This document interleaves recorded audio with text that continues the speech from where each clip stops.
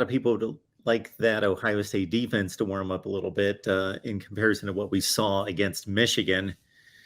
And again, so much is made of whether you take the positive approach or the negative approach. The final result was, of course, nothing but negative, and the yardage totals. And if you take it all together, negative about what the team gave up with the 45 points and the yardage total and the big plays. You take the big plays out, and they played 90% of the plays well. And so Jim Knowles kind of addressed that, and you kind of looked that over this week.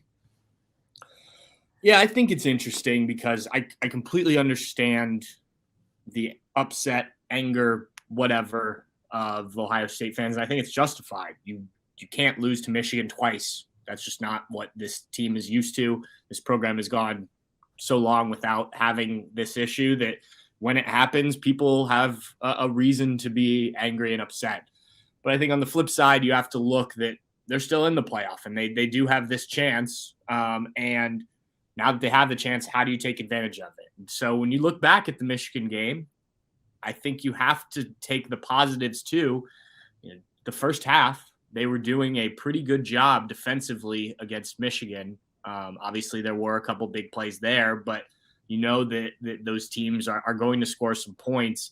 We were talking with Jack Sawyer, Ohio State defensive end, and you know, he made the comment like he thought they were pretty physical for 2+ quarters before Michigan really was able to get anything going rushing wise. I don't remember what their rushing total was at halftime, but it was pretty low. It was 10 yards. Yeah. And so, you know, that those are positives to look at from that game. Now, conversely, you have to take and see what went wrong.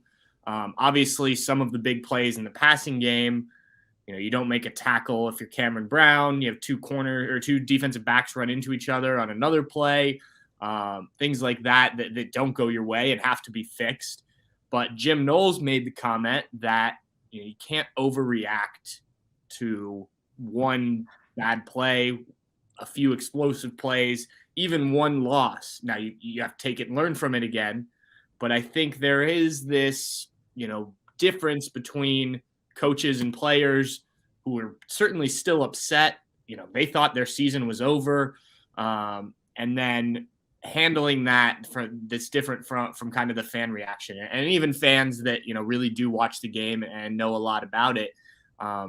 There's just a different level of emotion. The players have to get past it and go back to work, and that's what they've been doing. So now that you've said all that, you've got to go out against Georgia and execute better than those plays, right? Let's be clear. Georgia's probably going to score some points in this game. There's probably going to be some big plays, probably on both sides.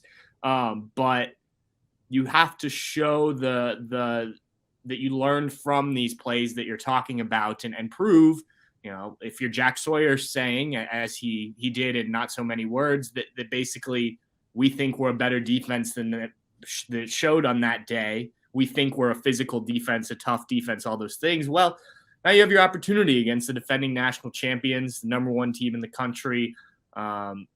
It's all there for Ohio State on the defensive side of the ball to kind of put this narrative of, not tough enough, not able to make the plays, those type of things. You can put that all to bed by beating the best team in the country according to the rankings.